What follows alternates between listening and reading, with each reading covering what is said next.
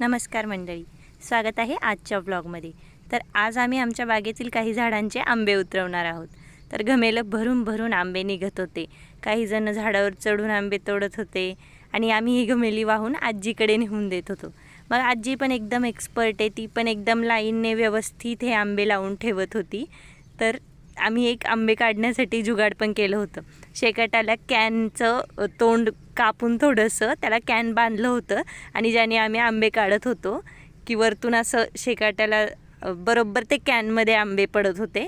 मग ते आंबे असे 2 3 4 तोडले की मग त्यातून ते आंबे काढून घ्यायचे आणि घमेल्यात जाऊन टाकून आजीकडे नेऊन द्यायचे। असं आमचं चाललं होतं। जे आंबे जवळच हाताला लागण्याजोगे होते ते हातानेच काढून घेत होतो आणि वरतून झाडावर चढून जे जवळचे आहेत ते आंबे झेलत होतो। त्यानंतर आम्ही कोयत्याने शेकाट्याला कोयता बांधला आणि कोयत्याने आंबे पाडत होतो व खाली चादर धरून आंबे सगळे गोळा करत होतो। तर अशा प्रकारे अनेक जुगाड आमचे आंबे काढण्यासाठी चालले होते। तर इतकी मेहनत करून खूप सारे आंबे आम्हाला भेटले।